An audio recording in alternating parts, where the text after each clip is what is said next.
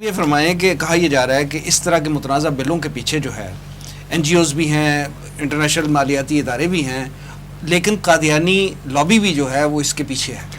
آپ کے کیا ایکسپیرینس ہے اس حوالے سے کہ قادیانی لابی بھی جو ہے وہ پاکستان کو سیکولر اسٹیٹ بنانے میں اپنا کوئی کردار ادا کر رہی ہے؟ دیکھیں، پہلے تو ہمیں یہ بات دیکھ لینی چاہیے کہ قادیانی جو ہیں وہ بیسیکلی سیکولرسٹ ہیں، سیکولر ہیں، وہ مانتے بھی ہیں اس بات کو. ٹھیک ہے، اچھی بات ہے. بات یہ ہے کہ جب سے پاکستان بنا ہے، پاکستان کے بننے سے لے کے آج تک جتنی بڑی سازشیں ہوئی ہیں پاکستان میں، اس کے پیچھے قادیانیوں کا ہاتھ ہوتا ہے. یا وہ خود ہوتے ہیں یا ان کے ایجنٹ، سہولت کار کہہ لیں، جو بھی ہیں وہ لوگ ہوتے ہیں. کشمیر کا مسئلہ ہے، کشمیر ہو، ٹھیک ہے، ظفر اللہ قادیانی سے لے کے جو پہلا وزیر خارجہ قادیانی تھا پاکستان کا، اس سے لے کے ایم احمد تک، جس کو ماہر معاشیات کہا جاتا ہے پاکستان میں، اور بڑا اس کو ایک انٹلیکچوئل کر کے پیش کیا جاتا ہے، اس کی پالیسیز تک کو دیکھ لیں تو وہ ہمیشہ پاکستان کے خلاف رہی ہیں. میں آپ کو زیادہ دور نہیں لے کے جاتا. 2020 کی یہ 7th منتھ کی رپورٹ ہے جس کا نام ہے سفوکیشن آف دا فیتھفل. یہ کہتے ہیں the persecution of Ahmadi Muslims in Pakistan and the rise of international extremism. یہ ایک وسیم صاحب اتنی خطرناک قسم کی ایک رپورٹ پاکستان کی سالمیت کے خلاف قادیانی جماعت نے بنائی، پھیلائی، پیش کی. برطانوی پارلیمنٹیرینز ابو 40، ٹھیک ہے، ان کے ساتھ مل کر یہ رپورٹ جو ہے اس کو تیار کیا گیا. ٹھیک ہو گیا. اس پر ان کے نام بھی موجود ہیں.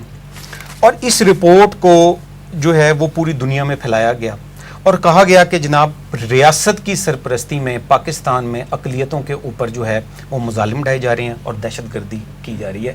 ریاست اس کی سرپرستی کرتی ہے.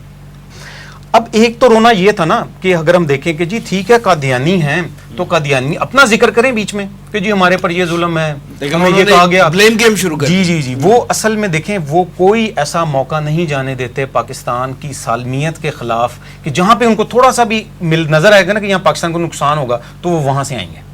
یعنی آپ کوئی بھی ایشو اٹھا کے دیکھ لیں. انہوں نے یہ رپورٹ شائع کی اور یہ برطانوی پارلیمنٹیرینز کے ساتھ مل کر شائع کی. ٹھیک ہے. اس میں بلکہ میں آپ کو ایک اور بات بتاتا چلوں، اس میں ایک جو پارلیمنٹیرین ہے افضل خان صاحب جو تھے، ان سے رابطہ کیا گیا. جب ان کو بتایا گیا کہ جناب یہ آپ کا نام اس رپورٹ پہ ہے تو انہوں نے یہ کہا کہ جناب حقیقت یہ ہے کہ مجھے تو پتہ بھی نہیں ہے اس رپورٹ کا، بغیر پوچھے میرا نام اس میں ڈالا گیا. مس لیڈ کرنا. اسی طریقے سے جیسے مغربی این جی اوز اور یہاں پہ کچھ لوگ گورنمنٹ کو بھی مس لیڈ کرتے ہیں. ٹھیک ہے، ان کو فیڈ ایسا کیا جاتا ہے. دیکھیں ہر ڈپارٹمنٹ میں اوپر بیٹھا بندہ خود نہیں ریسرچ کرتا، اس کو نیچے سے جو نیچے لوگ ہوتے ہیں وہ فیڈ کرتے ہیں، اس کو رپورٹس دیتے ہیں. یہ بھی رپورٹ عالمی اداروں کو دی گئی.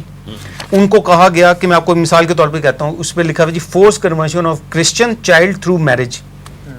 ٹھیک ہے جی، آگے چلیں. اس میں کہتے ہیں کہ جی persecution of Hindus. وہ کہتے ہیں some of the most worrying forms of persecution against the Hindu community include the abduction of women and children and forcibly converting people of the Hindu faith to Islam. ٹھیک ہے. اس میں یہ کہا گیا کہ جناب کہ پاکستان میں اقلیتیں بالکل غیر محفوظ ہیں. ٹھیک ہے. پاکستان کا جو جی ایس پی اسٹیٹس ہے اس کو واپس لیا جائے. آپ مجھے یہ بتائیں کہ یہ پاکستان سے محبت رکھنے والا کوئی شخص کرے گا؟ کبھی بھی نہیں کو کرتا ہے ایسے. اس رپورٹ سے اور یہ رپورٹ اس وقت شائع کی جس وقت فیٹف کے ہم ریویو میں تھے، لاسٹ ایئر فیٹف کے ریویو میں تھے، اور جو سچویشن تھی وہ گورنمنٹ کے لیے بڑی مشکل تھی. یہ جان بوجھ کے اس موقع کے اوپر یہ رپورٹ جو شائع کی. اور میں یہ کہتا ہوں کہ پاکستان کے جو وزارت خارجہ ہے اس نے اس کو بالکل سیریس نہیں لیا، اور انہوں نے اپنی ڈیجیٹل ڈپلومیسی جو آج کل بہت زیادہ آن ہے اور ہوئی ڈیجیٹل ڈپلومیسی رہی ہے، اس میں پاکستان کی ریاست جو ہے وہ وزارت خارجہ خصوصاً وہ بہت پیچھے رہی. ایک چیز اور میں کوٹ کرتا چلوں کہ وہ کس طرح سے مس لیڈ اور مس گائیڈ کرتے ہیں. جرمنی کے اندر قادیانی جماعت جو ہے وہ بہت زیادہ اسائلم سیکرز کے طور وہاں پہ اسائلم سیکرز بہت زیادہ ہیں قادیانی. یہ جرمنی کا اخبار ہے تو بہت مشہور DW، بہت بڑا میڈیا گروپ ہے، جی نیوز ایجنسی ہے DW. قادیانی وہاں پہ بہت زیادہ اسائلم کے لیے وہاں پہ انہوں نے درخواستیں اپنی دی ہوئی ہیں. DW نے یہ کوٹ کیا ہے. DW کہتا ہے کہ جناب کہ 500 تقریباً 35 قادیانیوں کی درخواستیں انہوں نے ریجیکٹ کر دی ہیں اسائلم کے لیے. کیوں؟ جرمنی کی عدالت نے. دیکھیں یہ کوئی پاکستان کی عدالت تو نہیں ہے یہاں کہیں کہ جی مولوی یہ کہتے ہیں نا کہ مولوی اکٹھے ہو جاتے ہیں اور یہ اپنی مرضی کے فیصلے کروا لیتے ہیں. وہ یہ کہتے ہیں کہ جناب جرمنی کی وفاقی وزارت داخلہ کے ترجمان نے DW کو بتایا کہ صرف کسی خاص مذہب سے تعلق رکھنے کی بنیاد پر جرمنی میں پناہ نہیں دی جا سکتی. ہر درخواست کا انفرادی طور پر جائزہ لینے کے بعد ہی پناہ دینے کے بارے میں فیصلہ کیا جاتا ہے.